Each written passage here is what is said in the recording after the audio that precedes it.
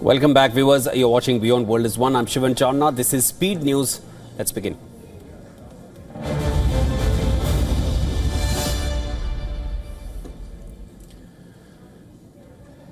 Donald Trump and Benjamin Netanyahu have agreed on a 20-point plan to end the Israel-Hamas war. The plan calls for an immediate ceasefire, release of all hostages within 72 hours, and a temporary governing board to oversee Gaza's disarmament and demilitarization. Netanyahu praised this plan, saying it achieves Israel's war aims and ensures Gaza won't pose a threat to Israel in future.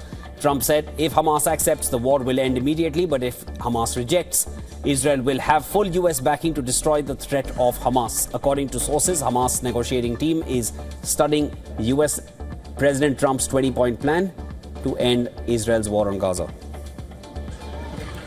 Big day, a beautiful day.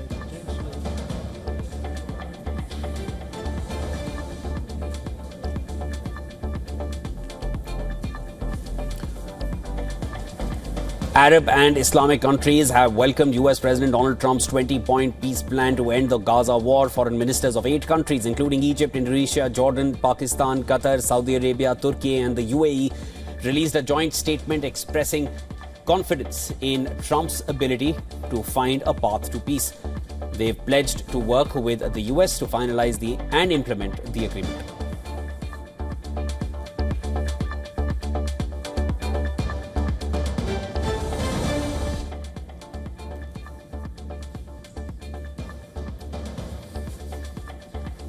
Israeli Prime Minister Netanyahu has apologized to Qatari Prime Minister Sheikh Mohammed bin Al Thani for the Israeli strike in Doha that killed a Qatari serviceman. The apology came during a phone call from the White House, where Netanyahu was meeting with US President Donald Trump.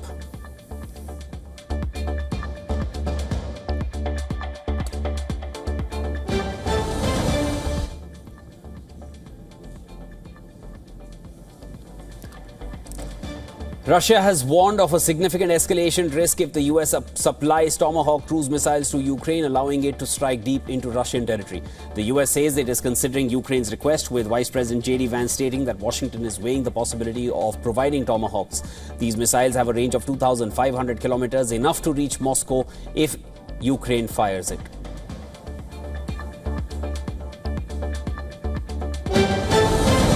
Response to recent drone incidents, Sweden is sending counter-unmanned aircraft systems and radar systems to support Denmark's security efforts. This move comes after Denmark implemented a ban on civilian drone flights due to unauthorized drone sightings near military facilities.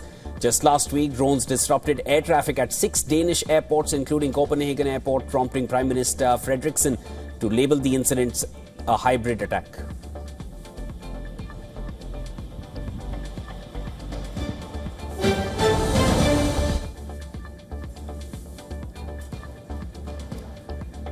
Internet watchdog NetBlocks says Afghanistan is currently experiencing a total connectivity blackout after the Taliban government shuts down telecommunications.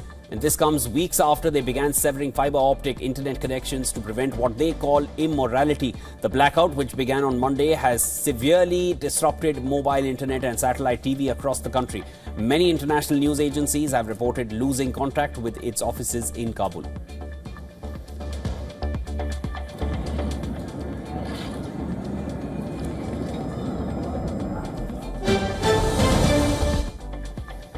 Authorities in Michigan are combing through the charred remains of a Church of Jesus Christ of Latter-day Saints after a former Marine's deadly attack.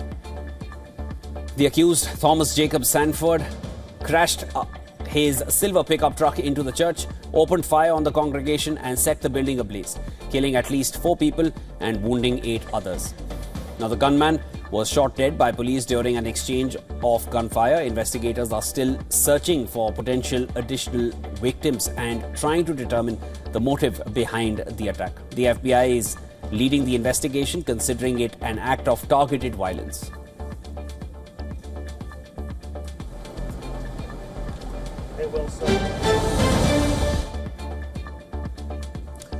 Chinese President Xi Jinping led a solemn ceremony at Tiananmen Square to honor the nation's fallen heroes on Martyrs' Day. The leaders laid floral tributes at the monument to the people's heroes in the center of the square. This year's commemoration holds special significance as China marks the 80th anniversary of the end of World War II.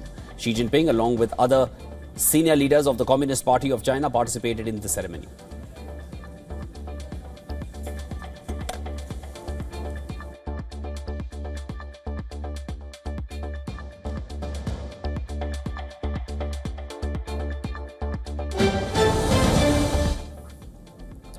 North Korea's Vice Foreign Minister Kim Son-gyong reaffirmed his country's stance on nuclear weapons at the UN General Assembly, stating that they are essential for maintaining a balance of power with South Korea. Kim emphasized that North Korea will never abandon its nuclear program, which is enshrined in its constitution, citing it as a sovereign right and a means of self-defense. He expressed concerns over the large-scale military exercises between the US, South Korea and Japan, perceiving them as a growing threat of aggression.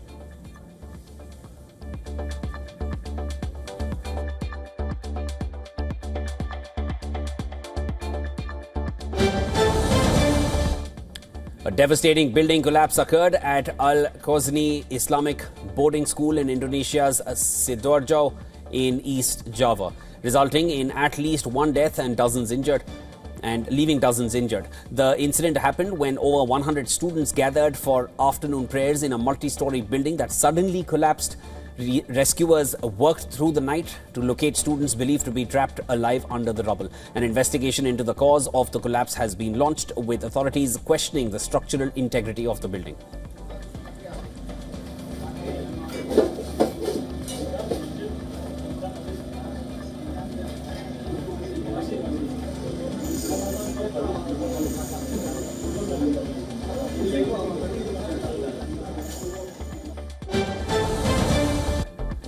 The Canadian government has designated the Lawrence Bishnoi gang as a terrorist entity, empowering authorities to freeze assets, block funding and prosecute its members. Led by jailed Indian gangster Lawrence Bishnoi, the gang is accused of operating a transnational criminal syndicate with ties to India and a presence in Canada, instilling fear within Indian diaspora communities through violent activities and intimidation tactics. With this designation, Canadian law enforcement has gained enhanced powers to combat the gang's crimes, including drug trafficking, arms smuggling, extortion, and targeted killings, allegedly directed by Bishnoi despite being imprisoned in India for a decade.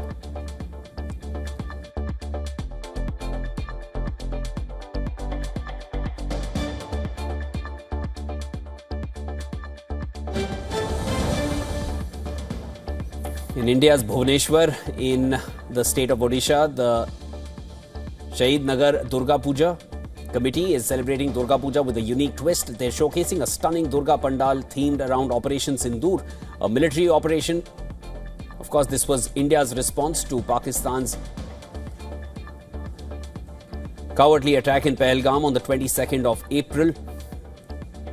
This creative display blends traditional festivities with modern themes. As the city enjoys the vibrant cultural landscape, visitors are flocking to witness this innovative pavilion.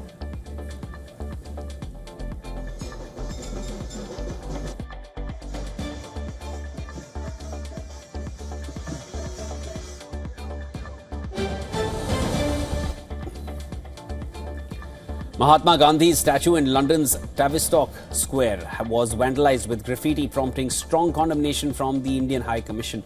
The Commission termed it a shameful act and a violent attack on the legacy of non-violence, especially given its timing just 3 days before the International Day of Non-Violence, observed on Gandhi's birthday, 2nd of October.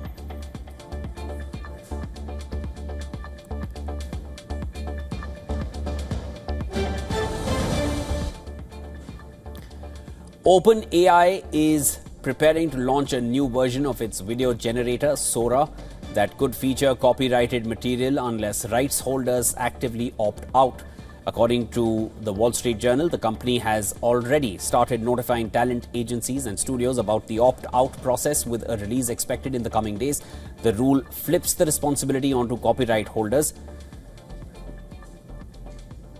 who must explicitly request their material not to be included.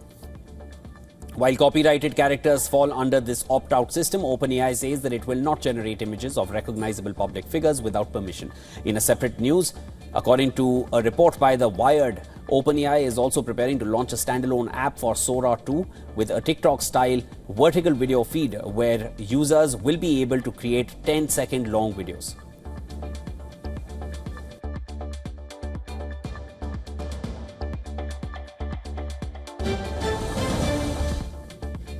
Ohio has joined a growing list of states enforcing age gates for online content, citing children's safety. Starting 30th of September, that is today, residents must prove they're over 18 years of age to access adult websites and platforms hosting material deemed obscene or harmful to juveniles. This means both adults and minors will need to submit a photo ID or transactional data, such as employment or education records, to gain access. Under Ohio's HB 96 rule, platforms are also required to re-verify users' ages every 2 years. Websites hosting adult content have also been instructed to monitor a user's location.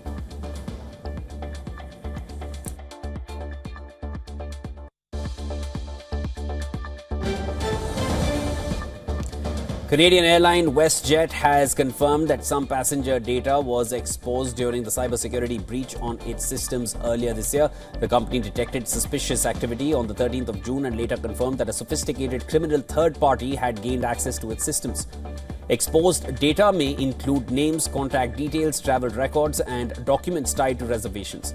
WestJet stresses that no payment information such as credit card numbers or CVVs were compromised.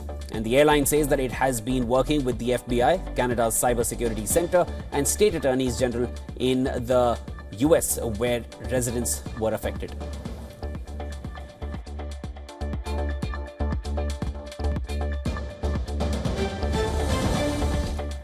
Anthropic has unveiled its new AI model called Claude Sonnet 4.5.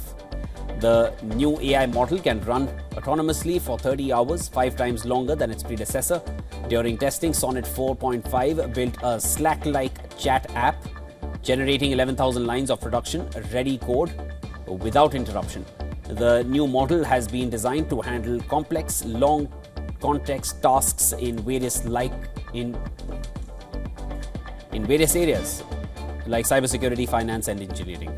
The company has claimed that Claude Sonnet 4.5 is capable of building production-ready applications rather than just prototypes.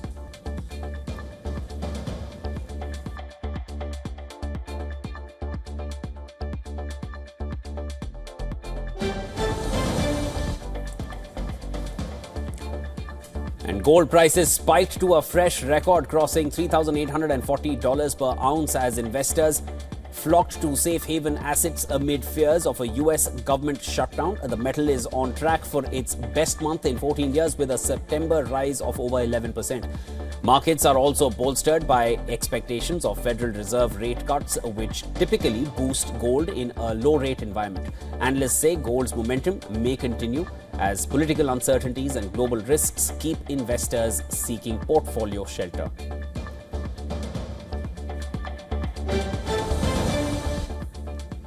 Oil prices slipped as markets reacted to OPEC's announcement to increase output despite ongoing concerns over supply and global demand pressures. Brent crude fell to around $67.58 a barrel, while US West Texas Intermediate dropped close to $63.07. OPEC plans to raise production by 1.5 million barrels per day, aiming to prevent price surges and maintain market stability. Analysts warned that the market remains volatile as traders balance the impact of supply increases against strong demand and geopolitical risks.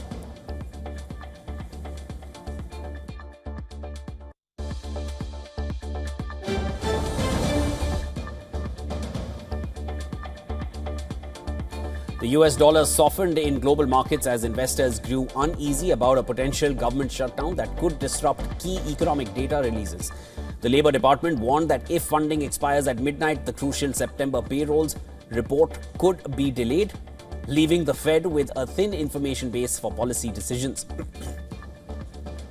The shutdown could put the dollar in a vulnerable position in the near term, with the broader US currency index, which has dropped 9.7% this year, easing a bit to 97.948 in early Asian hours.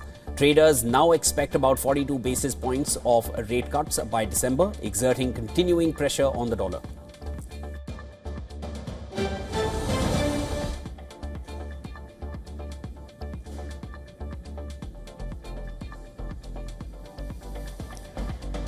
China's factory sector contracted for the sixth consecutive month in September, according to the official PMI, which slightly rebounded to 49.8 but remained below the 50 threshold, pointing to decline.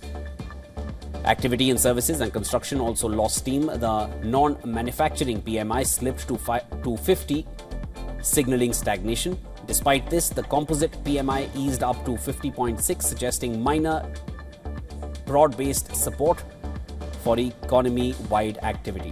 Analysts say the persistent downturn highlights how weak domestic demand, export pressures and trade tensions are still weighing heavily on China's industrial recovery.